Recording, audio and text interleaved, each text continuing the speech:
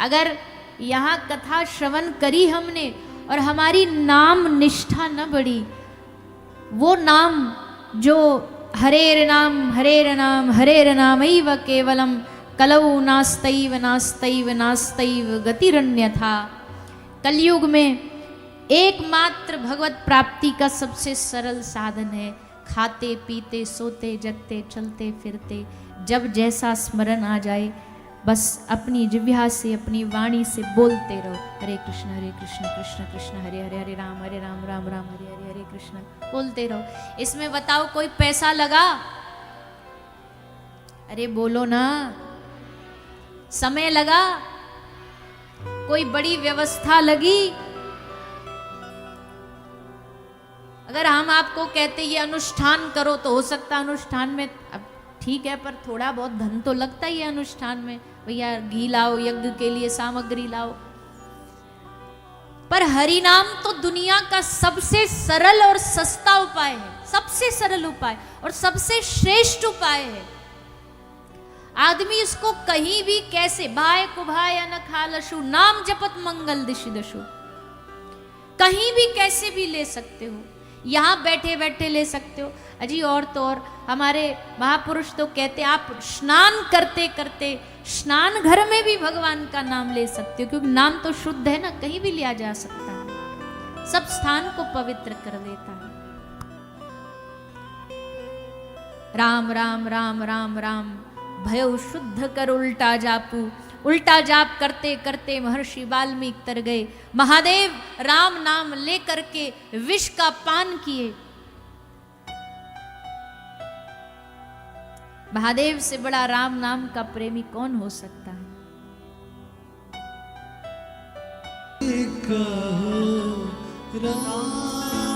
महादेव सतत जपत दिव्य राम नाम, आंख बंद करके राम राम राम राम जपते जपते जपते महादेव दिव्य समाधि में पहुंच जाते। राम नाम का रस पूछना है तो महादेव से पूछो, कृष्ण नाम का रस पूछना है तो मीराबाई से पूछो, जो विष के प्याले को गिरधर का नाम लेकर के अमृत समझ के पी गई और जहर ने उनके जीवन में भगवान नाम के प्रताप से अमृत का फल दिया।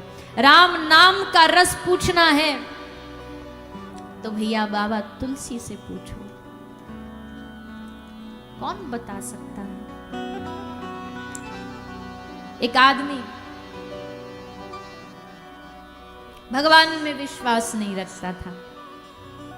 उसका दोस्त मित्र उसको कथा में ले गए, एक साधु से मिलवाने। मिला, मिलके बोला महाराज जी ये हमारा मित्र है पर ये भगवान का नाम नहीं लेता, हमने इसको इतना समझाया है पर भजन ही नहीं करता। महाराज जी ने कहा बेटा तुम मेरे पास आया है ना, आज के लिए एक काम कर दे। क्या? बोले आज एक बार मेरे सामने राम बोल दे। बोला महाराज जी क्या बुलवा रहे हो आप? कई लोग को पता नहीं, जैसे वो बैल लाल कपड़ा देख के नहीं बिदकता, वैसे कई लोगों को राम नाम की एलर्जी है, कुछ भी बोल लेंगे। एक अम्मा थी हमारे ब्रज में, डोकरी अम्मा, सुबह जाने वाली थी, मतलब उनकी विदाई हो रही थी। अब जाने वाली वाने कभी जीवन में राम नाम नहीं बोला, तो सब लोग इकट्ठे होकर के बोले चलो अम्मा कम से कम लास्ट में अंतिम क्षण में तो राम राम बोल। एक बोलो अम्मा राम राम बोल, तो बोली ब्रज भाषा में, बोली मुंह पे ना बोलो जाए। बोला अरे अम्मा बोल दे, सबरे जीवन ना बोला तूने, आज तो बोल दे। बोला मुंह पे ना बोलो जाए। एक आदमी बोला देखो हम बुलवाते हैं। वो बड़ी चतुरता से आया, चतुराई से। बोले घी सीधी उंगली से ना निकले तो टेढ़ी करनी पड़ती है। तो बोले अम्मा, अम्मा कह रही मुंह पे ना बोलो जाए, मुंह पे ना बोलो जाए। वहां ने कही अम्मा तो पे कहा ना बोलो जाए। अब जब आदमी ने सोचा हम ऐसे पूछेंगे तो अम्मा बोलेगी मुंह पे राम ना बोलो जाए, तो राम निकल गया, काम बन जाएगा। तो वहां ने कही अम्मा बता तो पे कहा ना बोलो जाए। तो डोकरी अम्मा बोली बेटा तू जो बुलवानो चाहे वो ना बोलो जाए। तो ये वो लोग हैं जिनको भगवान के नाम से एलर्जी है। कई लोग इस दुनिया में होते हैं उनको साधु के वेशभूषा से ही एलर्जी। संत नाम सुना तो बिदक जाते हैं, ये बाबा जी कुछ नहीं होते। पता नहीं क्या उनका बाबा जी कौन से भैंस खोल लाए, कौन सा उनका कुछ पैसा धन उन्होंने लूट लिया है, पर खुद ही मन ही मन पता नहीं संतों से, भक्ति से, कथा से एलर्जी रखते हैं। कथा जहां होगी वहां टांग अड़ाएंगे, जबरदस्ती अड़ाएंगे। सहयोग तो देना छोड़ो और उल्टा बीच में रास्ता में टांग और अड़ाएंगे। तो महाराज जी के पास वो जो भक्त मित्र अपने को लेके गया, तो उसने जाके बोला भैया एक बार बोल दे राम। तो बोलने की उसकी इच्छा तो नहीं थी, पर महाराज जी ने भी घेर ही लिया उसे, तो घेर लिया तो सोचा अब तो बोलना ही पड़ेगा। तो बोला अच्छा ठीक है महाराज जी, लो बोल दिया हमने राम। जैसे बोला राम, महात्मा जी बोले बस बन गया काम। अब बेटा बस हमारी एक बात याद रखियो, जब भी तो से कोई पूछे कि एक राम नाम के बदले में क्या चाहिए, तो कुछ मत मांगना, उल्टा उन्हीं पे डाल देना कि जो एक राम नाम के बदले मिलता हो वो दे दो, ऐसा बोल दे। बोला ठीक है महाराज जी। चला गया, मृत्यु हुई।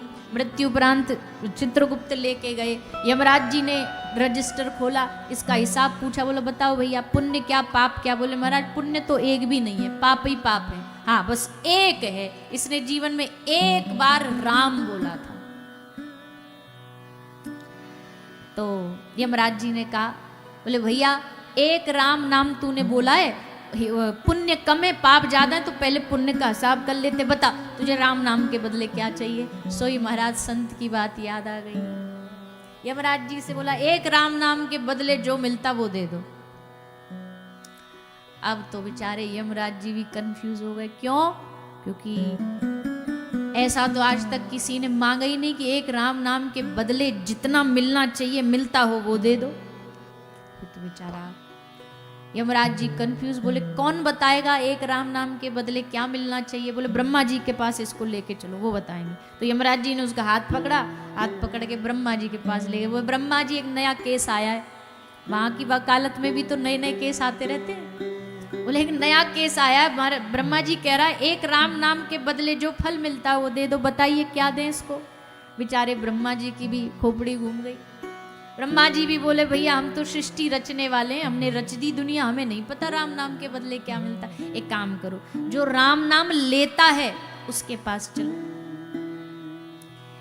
राम नाम लेने वाले कौन है? अभी बताए ना थोड़ी देर पहले, महादेव के पास लेके चलो। तो ब्रह्मा जी, एक दो देवता और भी संग लग गए, इंद्र कुबेर, उनको भी संग ले लिया। बोले भैया एक बड़ा नया केस आया है हमारे इस पूरे खानदान में कि एक आदमी एक राम नाम का फल जान रहा, चलो चलो देख के आते हैं। सबको लेकर के ब्रह्मा जी, इंद्र जी, कुबेर जी, यमराज जी सब चल पड़े महादेव के पास। महादेव से जाके पूछा, महादेव आप ही बताओ एक राम नाम का क्या फल? आप तो दिन भर जपते हो। महादेव ने कहा देखो भैया हमारा काम है राम नाम जपना, क्योंकि हमें आनंद आता है। हमने कभी फल की तरफ तो ध्यान ही नहीं दिया, गौर ही नहीं दिया। तो हमको नहीं मतलब राम नाम से क्या फल मिलता, हमारा काम है राम नाम जपना, सोई हम जप रहे हैं, सोई हम जप रहे हैं।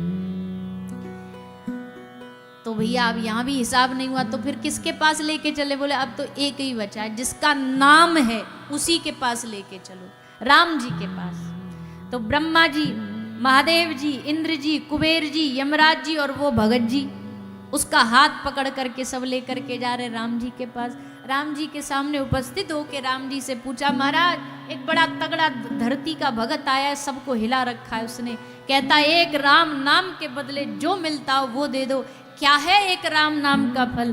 तो राम जी तो बड़े सुंदर हल्का सा मुस्कुराते हैं, हल्की सी स्मित करते हुए, हंसते हुए बोले, भैया जिसने जीवन में कभी कोई अच्छा शुभ कर्म किया नहीं, पर आज खुद इंद्र, ब्रह्मा, श्री महादेव और सारे देवता मिलकर के उसको ससम्मान हाथ पकड़ करके मेरे सामने लेके आ रहे हैं और वो मेरे सामने खड़ा है, इससे बड़ा राम नाम का फल क्या मिलेगा? इससे बड़ा एक राम नाम का फल क्या प्राप्त हो सकता है कि उस जीव को धरती से उठा करके ठाकुर जी के चरणों तक पहुंचा दिया। क्या आकेगा कोई राम नाम का फल। कृष्ण नाम, एक भगवान का स्मरण। तो सोचो हर रोज हमारे पास कितना मौका है भगवान का नाम लेने का।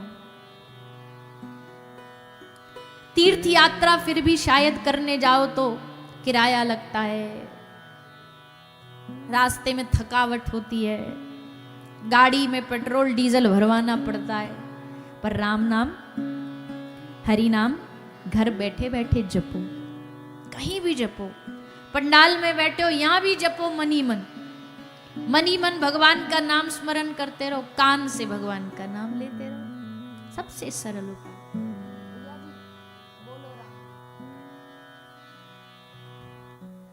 कहीं भी किसी भी समय भगवान का स्मरण। तो आज हम आपको यही आप सबसे निवेदन, अभी तो खैर कथा थोड़ी सी और बाकी है, पर आरंभ में ही याद आ गया तो हम आरंभ में ही बोल दिए। वैसे तो विश्राम में मांगते हैं सबसे कि भाई 7 दिन कथा सुनिए, तो कुछ तो दक्षिणा व्यास जी को देनी चाहिए।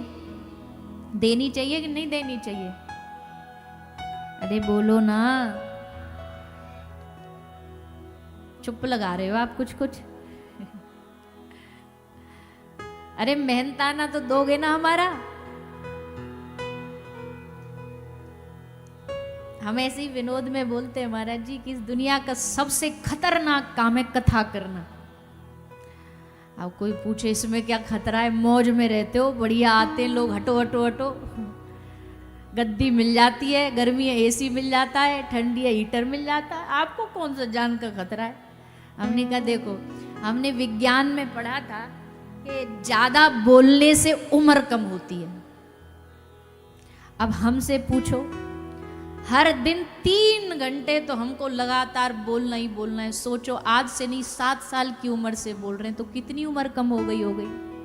तो जान हथेली पर रख कर के हम आपको कथा सुना रहे हैं, है ना जान को खतरा? जीवन कम हो जाएगा, इससे बड़ा खतरा क्या है? फिर भी हम सुना रहे हैं, तो इसके बदले में कुछ तो दोगे। क्या दोगे? एक वादा, एक प्रतिज्ञा। हमारे पास जीवन में 24 घंटे होते हैं। 24 घंटे में से आपको इस भागवत जी को केवल 10 मिनट देने हैं। कितना? जोर से बोलो, ज्यादा तो न मांग लिए, 10 मिनट दे सकते हो। 24 घंटे में से 10 मिनट निकालना कोई बड़ी बात नहीं है। 10 मिनट लो और एक काम करो। क्या? हाथ में माला लो, एक माला हर रोज। जो नहीं करता अब तक, जो करते आए उनको तो प्रणाम है, पर जो नहीं करते हैं आज से कम एक माला हर रोज शुरू करो। मंत्र कौन सा? गुरु मंत्र जो दें वो जपो। जो अभी बिना गुरु के हैं, बिना आईडी प्रूफ के हैं, क्योंकि गुरु मतलब आईडी पहचान, जो नहीं है जिनके अब तक गुरु, वो हम जो रोज गा रहे हैं हरे कृष्ण कृष्ण कृष्ण हरे हरे, राम राम राम हरे हरे, ये महामंत्र है। इसको कोई भी जाप कर सकता है। इसकी एक माला हर रोज करो। यही आपकी कथा की दक्षिणा होगी। अब बताओ दोगे कि नहीं दोगे? दोगे तो हाथ उठा के बताओ। बस आप इतना दे दो, हमारी कथा सफल हो जाएगी, हमारा मेहनताना निकल आएगा। क्योंकि भैया भागवत 7 दिन सुनो, 7 महीना सुनो, 7 साल सुनो या 7 जन्म सुनो, अंत में निकला यही परिणाम, राम से बड़ा राम का नाम। जपना तो भैया आपको ही पड़ेगा, मेहनत तो आपको ही कर, हम तो बस बता सकते हैं, कह सकते हैं, बाकी दवाई तो आपको खुद ही लेनी पड़ेगी। और जब तक दवाई लोगे नहीं, बीमारी ठीक नहीं होगी। अब बुखार हो रहा हो और आप पैरासीटामोल ला के सामने रख के उसकी आरती उतारो, देवी हमें ठीक कर दे, माला पहनाओ, उसको चंदन लगाओ, तिलक लगाओ, तो थोड़ी बीमारी ठीक हो जाएगी। बीमारी कैसे ठीक होगी? लेने से। वैसे ही कथा सुन ली, जय हो महाराज, हाँ जी कर लिया, तालियां बजा ली, इससे सफलता नहीं। कल्याण कब होगा? जब दवाई लोगे। दवाई क्या है? भगवन नाम।